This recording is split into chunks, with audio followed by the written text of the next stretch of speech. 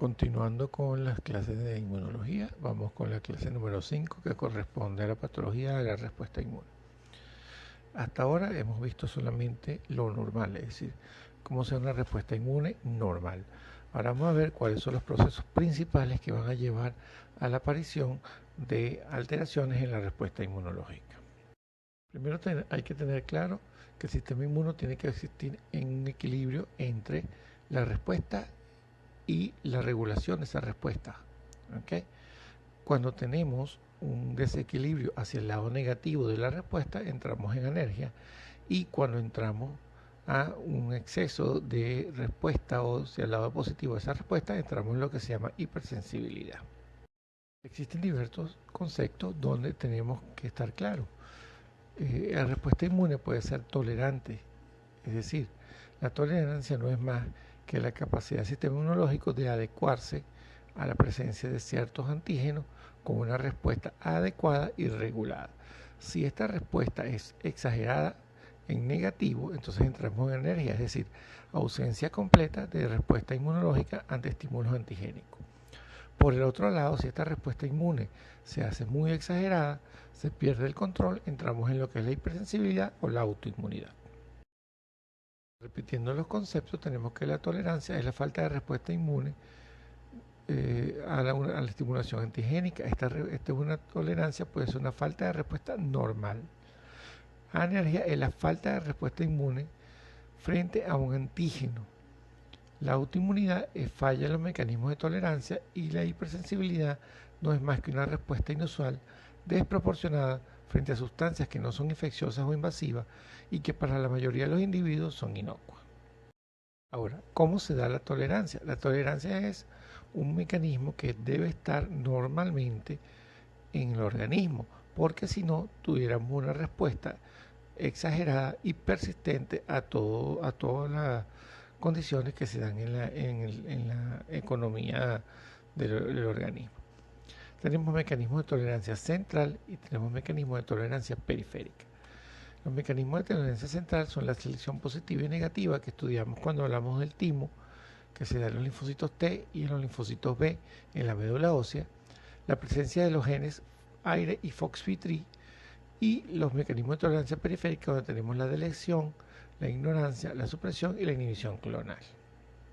Repasando un poco la selección positiva y negativa, recordamos que se da en los linfocitos B en la médula ósea, en los linfocitos T en el timo, donde en una primera instancia se presenta un antígeno para confirmar si hay una reactividad o avidez o afinidad del TCR o receptor del linfocito T o el linfocito B hacia la presentación de antígenos en moléculas del HLA.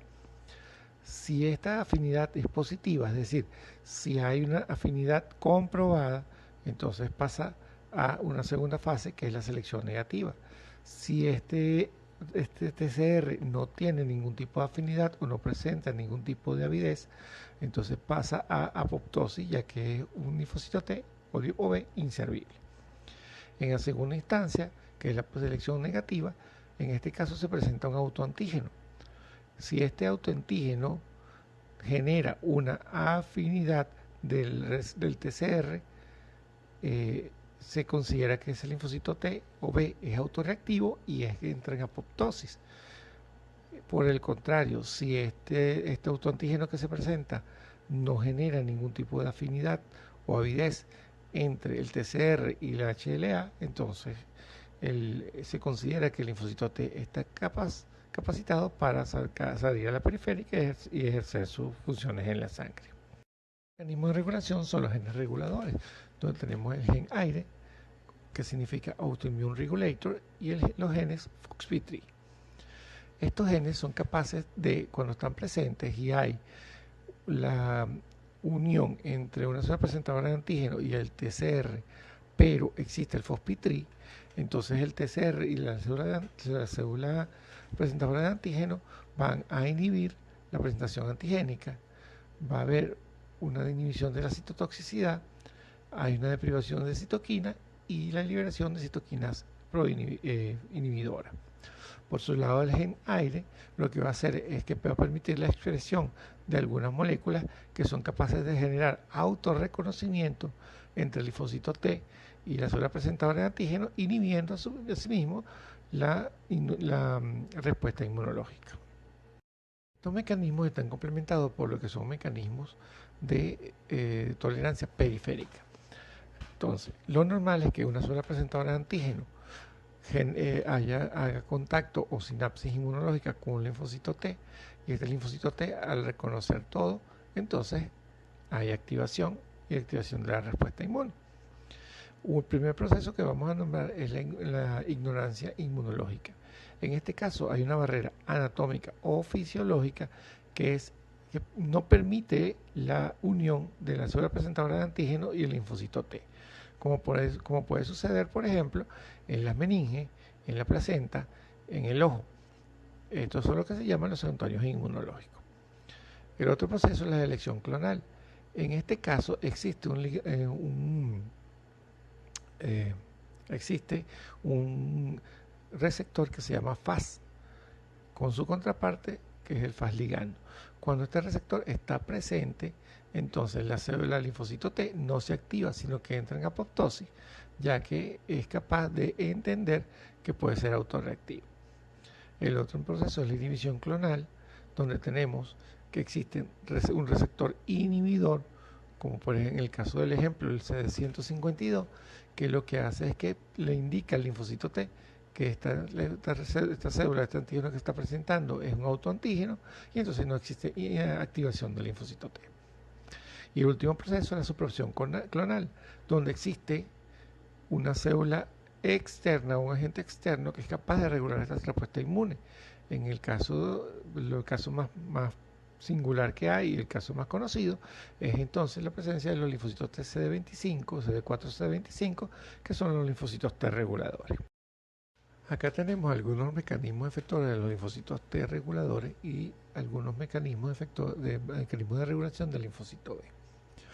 El primer mecanismo de los T reguladores es la presencia de citoquinas inmunosupresoras, como la interleuquina 10, efector de crecimiento beta, la interleuquina 3 y 5. Estas van a producir un efecto de arresto del ciclo celular sobre el linfocito T, lo que va a evitar que éste se active. El otro es el consumo de interleuquina 2. Acá el linfocito T regulador va a ser capaz de aumentar la captación de interleuquina 2 para producir una apoptosis mediada por linfocito B en este linfocito T probablemente autorreactivo. El otro es la citólisis de los linfocitos T autorreactivos, donde puede haber una apoptosis mediada por granzimas, y el otro es la modulación y función de las células dendríticas a través del receptor CD152, que va a producir un arresto del ciclo celular del linfocito T para evitar su activación en el contacto con la célula dendrítica. Por otro lado, los mecanismos del linfocito B puede ser la selección clonal, donde va a haber una inducción de la apoptosis por vía de la inhibición de las señales de supervivencia o activación de los receptores de mortalidad de muerte celular, edición del receptor del linfocito B, donde va a haber una recombinación para producir unos receptores que no sean autorreactivos. Va a haber mecanismos intrínsecos del linfocito B, como la anergia, la down regulation o regulación en baja del BCR, y el up regulation o regulación en alta del CD5, que es un receptor inhibidor. Y otros mecanismos intrínsecos de la célula B van a ser, por ejemplo, el bloqueo de los T-compuradores o de las señales de los factores de supervivencia. Estos mecanismos que he nombrado son mecanismos de la respuesta adaptativa, pero la respuesta innata también tiene sus mecanismos. Hay factores inhibidores del crecimiento, de los factores estimulantes del crecimiento de coronarios granulocitos. También está la interleuquina 4 y la interleuquina 10, que van a inhibir la producción de interferón gamma y por supuesto la activación de los macrófagos. Está el HLA1 y el HA2, que va a ser una forma de regulación para inducir tolerancia de los NK. Las ceramidas, que van también a irregular la presentación antigénica por parte de las células dendríticas, principalmente en la piel, la leucorregulina, la relaxina y la heparina, que va a inhibir entonces también la producción o la actividad inmunológica de los fibroblastos. Un proceso importante que tenemos que entender es el proceso de apoptosis. El proceso de apoptosis es un proceso bastante complejo que se da en la célula y es simplemente la muerte celular programada. De acuerdo a diversas señales, ya sea mediadas por interleuquinas, ya sea por receptores como por ejemplo el FAS y FAS ligando o la interleuquina 2, va a haber una convolución leve de la cromatina con su compactación y secreción y condensación del citoplasma. Esto va a producir una fragmentación del núcleo con la formación y de la célula con formación de cuerpos apoptóticos. Estos cuerpos apoptóticos van a llegar al sistema reticular endotelial y van a ser endocitados por las células fagocíticas. Este es el proceso normal de muerte celular. El proceso patológico de muerte celular es la necrosis, donde va a haber más bien un daño de la cromatina, donde va a haber daños de la mitocondria con desintegración de la célula y liberación de contenidos intracelulares. Esto va a producir inflamación. Estos contenidos intracelulares que se van a liberar son no reconocidos por el sistema inmunológico, es decir, cuando estos se liberan, el sistema inmunológico los va a reconocer como proteínas extrañas y puede generar inflamación, respuesta inmune de tipo celular y respuesta humoral contra ellos, con la generación de autoanticuerpos y generación de autorreactividad. Un ejemplo de esto es la producción de los anticuerpos anti-ADN que se da en el lupus eritematoso sistémico. Ya les dije, la autoinmunidad es igual a la falla de la tolerancia. Para esto existe una predisposición genética, donde está involucrado el complejo principal de histocompatibilidad, el complemento principalmente el C2 y el C4, el receptor FAS y el FAS ligando, las mutaciones en el gen FOXP3 y las mutaciones en el gen AIRE. También hay factores externos como las infecciones y por supuesto la epigenética, donde está involucrado el haplotipo del HLA y el polimorfismo genético básicamente del gen AIRE, de la inmunoglobulina del linfocito T, de la familia portadora del dominio de la muxina o proteína TIM y del antígeno 4 asociado al linfocito T citolítico, que es el CTLA4. Los mecanismos de autoinmunidad van a depender del grado de expresión del autoantígeno en el timo, del contacto del sistema inmune con antígenos que normalmente no son accesibles, ya que se encuentran dentro de la célula o dentro del núcleo celular, protegidos por la membrana celular o la membrana nuclear. La inducción de citoquinas activadoras y moléculas estimuladoras por infecciones, es decir, virus, bacterias u hongos que sean capaces de inducir la producción exagerada de citoquinas activadoras y moléculas coestimuladoras, son capaces de generar también reactividad cruzada con autoinmunidad. La similitud estructural de antígenos, de patógenos y autoantígenos, y la activación de un número grande de clones mediante los superantígenos, principalmente los bacterianos. Entonces todo esto deriva en un espectro de enfermedades autoinmunes, donde vamos desde las órganos específicas, como por ejemplo la tiroides de Hashimoto, hasta los órganos específicos como el lupus eritematoso sistémico, que es el ejemplo típico de una enfermedad autoinmune. Dentro de los órganos específicos tenemos la esclerosis múltiple, la esteroidesis de Hashimoto, el mixedema primario, la tirotoxicosis, la miastenia grave, las anemias perniciosas, la enfermedad de Addison y la diabetes mellitus insulino dependiente. Y por los órganos específicos tenemos, por ejemplo, la dermatomiositis, el lupus eritematoso sistémico, la esclerodermia y la artritis reumatoide. Que vuelve a aparecer el HLA como molécula involucrada en la presencia de algunas enfermedades, en este caso de autoinmunidad, como por ejemplo la enfermedad de Addison, que tenemos los pacientes que tienen de HLA-B8 o DR3, la diabetes insulino dependiente que está relacionada con la presencia del DR3, del DR4, con la miastenia grave que está relacionada con el DR3, la esclerosis múltiple que está relacionada con el DR2 o el DQ6, la artritis reumatoide que está relacionada con el B8 y el DR4, y el lupus eritematoso sistémico que está relacionado con el DR2 y el DR3.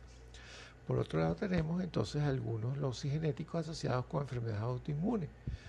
A esto se los pongo más para información general, pero fíjense que, por ejemplo, tenemos que la locación del cromosoma 6p21 está relacionado con la mayoría de las enfermedades autoinmunes, el 5q33 con por ejemplo, con la psoriasis, el 6q23 con artritis reumatoide, con el lupus y con la psoriasis, y así sucesivamente. Hablamos del proceso de autoinmunidad. Ahora vamos a hablar del otro proceso, que es la hipersensibilidad. Como ya se la definí anteriormente, es una respuesta inusual y desproporcionada frente a sustancias no infecciosas o invasivas, y esto es importante, que para la mayoría de los individuos son inocuos. Esto va a ocurrir en individuos después de ser sensibilizados por exposiciones previas. ¿Okay? Aquí entra una famosa clasificación que probablemente hayan visto en pregrado, que era la clasificación de Helm-Coombs. Esta clasificación de Helm-Coombs incluía antes 4 tipos: la inmunidad humoral, que era la tipo 1, 2 y 3, y la inmunidad celular, que era la tipo 4. Desde el año 2012 aproximadamente, 2013, esta clasificación se cambió y dentro de la inmunidad tipo 4 se incluye 4 subtipos que son A, B, C y D, que vamos a detallar posteriormente. Tenemos un cuadro, resumen, de los tipos de hipersensibilidad con sus mediadores, con el reactante inmune y con las células efectoras y con el antígeno al que responde. Y algunos ejemplos donde se presentan este tipo de hipersensibilidad. Vamos a hablar primero de la hipersensibilidad tipo 1, que está desencadenada por antígenos solubles y es mediada por el IgE. Esta hipersensibilidad tiene 3 fases. Una fase de sensibilización, que es básicamente el primer contacto del individuo con ese antígeno, el procesamiento de ese antígeno por la parte de las células dendríticas, su presentación en el linfocito T, que va a desencadenar una respuesta tipo TH2 para estimular a los linfocitos B para la producción de IgG, va a estimular a los mastocitos para la liberación de todos sus componentes o sus mediadores preformados o neoformados, va a estimular el reclutamiento de eosinófilos, que es parte de la respuesta tipo 4, y por supuesto una segunda fase, que es la liberación de mediadores, donde liberan estos mediadores que les acabo de hablar, y el influjo celular, que es cuando ya comienzan a migrar los eosinófilos. ¿Con qué consecuencias vamos a ver hipersensibilidad tipo 1? Por ejemplo, la atopia, como la rinitis alérgica, el asma bronquial y la urticaria y el angioedema. Hipersensibilidad tipo 2 es una sensibilidad que está desencadenada por anticuerpos preformados que están unidos a antígenos de superficie. Es mediada por inmunoglobulina G o M, que se unen a estos antígenos, ya sean celulares o de celulares propios o ajenos, como en los medicamentos. Va a generar una citotoxicidad mediada por anticuerpos, y sus consecuencias van a ser, por ejemplo, el rechazo de injertos, las anemias hemolíticas, la eritroblastosis fetal y algunas enfermedades autoinmunes como la púrpura trombocitopénica idiopática y la miastenia grave. Esta prueba se va a explorar básicamente con las pruebas de CUM directo e indirecto y las pruebas cruzadas. Aquí va a haber una activación del sistema de complemento. También hay citotoxicidad mediada por células dependientes de anticuerpos y hay una fagocitosis mediada por receptores de FC y del C3b.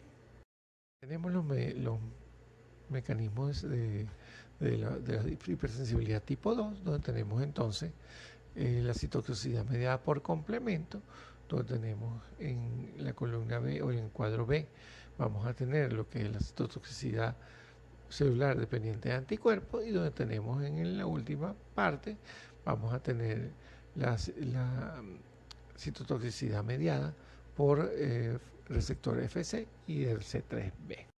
Otro tipo de hipersensibilidad es la tipo 3. Esta está desencadenada por anticuerpos que forman complejos inmunes, que no son aclarados a la circulación y se depositan en diversos tejidos. Ellos activan complementos y provocan daño tisular. Cuando esta consecuencia es localizada se llama reacción de Artus, y cuando es sistémica entonces se denomina enfermedad del suero. Entonces aquí hay una presencia de anticuerpos y antígenos que van a formar complejos inmunológicos antígeno-anticuerpos que no son aclarados adecuadamente y se depositan en los vasos sanguíneos, en las articulaciones, en el cerebro, en el riñón o en cualquier otro órgano, produciendo activación del complemento con un daño tisular sistémico. Esto va a depender de la cantidad de antígenos, del tamaño, si son pequeños, intermedios o grandes, y la distribución en el organismo.